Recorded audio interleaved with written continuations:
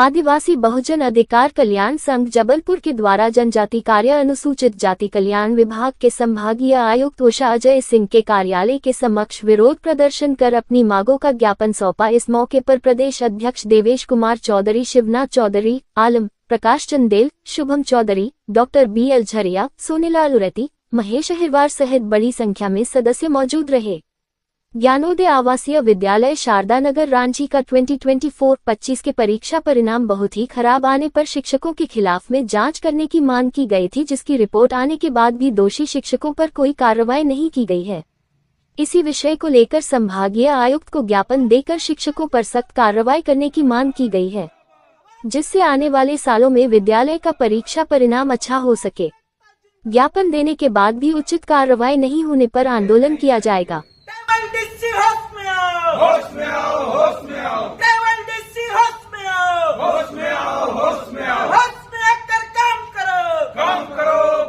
आदिवासी बहुजन अधिकार कल्याण संघ के तत्वावधान में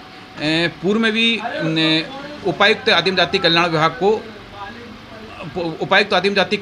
को और संभाग आयुक्त को ज्ञापन सौंपे गए थे, जिसमें संभागीय उत्कृष्ट आवासीय विद्यालय रांची में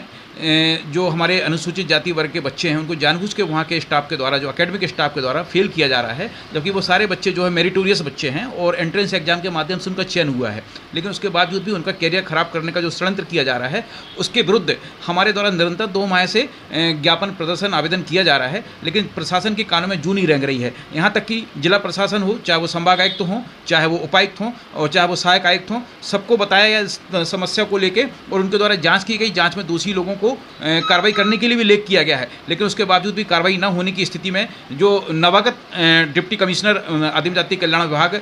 उषा अजय सिंह को आज हमारे द्वारा ज्ञापन सौंपा गया और उनका बर्ताव भी जो है बड़ा घोर आपत्तिजनक था, एक प्रतिनिधि मंडल के साथ और एक संगठन के साथ। तो उनको ये बताया गया कि आपको प्रोटोकॉल और मैनर और एटिकेट्स का ज्ञान नहीं है, आप कम से कम उसका अध्ययन करिए। और उनको चेतावनी भी दी है हम लोगों ने कि भविष्य में यदि इस तरीके का किसी भी प्रतिनिधि मंडल के साथ आपने अभद्रता या